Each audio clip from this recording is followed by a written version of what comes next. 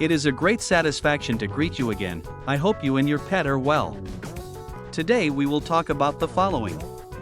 How can I tell if my dog is afraid?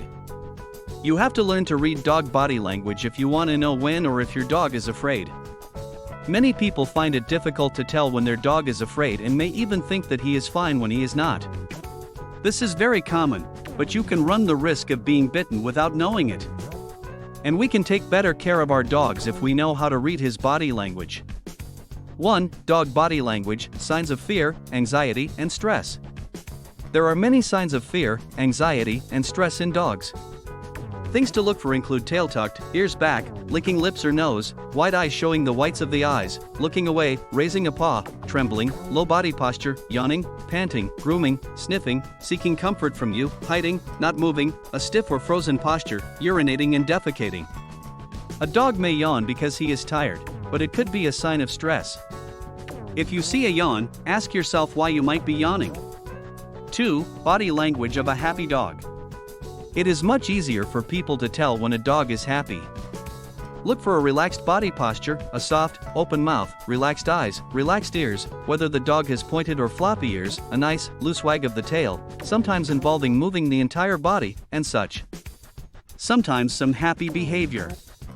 That soft, open mouth is like a dog's way of smiling. You may see some teeth, but the lips are not retracted to show many teeth and the dog is not growling. 3. Use all parts of your body when reading the dog's body language. One thing to remember is that we can use the dog's entire body language and not just focus on specific parts. Experts use more body parts when evaluating a dog's body language and are more likely to pay attention to the dog's ears. In terms of recognizing fearful dogs, people say they found the face, including the ears, eyes, and mouth, particularly useful. 4. Consider the context. In addition to paying attention to the dog's body language, we must also take into account what is happening at that moment, as this will help us determine how the dog is feeling. There are some situations where we might expect dogs to be scared, such as at the vet or when there are fireworks. 30% of dogs are very stressed in the vet's waiting room, but owners don't always recognize it. The most commonly observed signs include nose licking, panting, lowered ears, grooming, crying, and yawning. Many people also miss the signs that their dog is afraid of fireworks. Signs include shaking or shaking, barking, hiding, and searching for people. Another time when people tend to overlook fearful or anxious body language is when dogs interact with young children.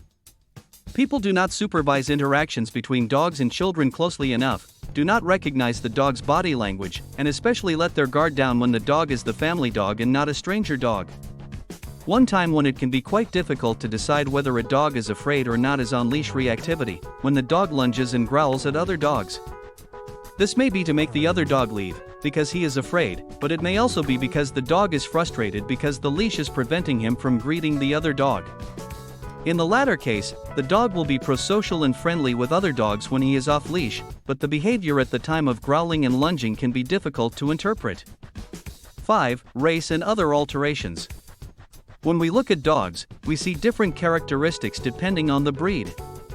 Some dogs have erect ears while others have drooping ears. Some dogs have beautiful long tails, while others have corkscrew-shaped or naturally short tails. Does this make a difference in body language? Well, yes.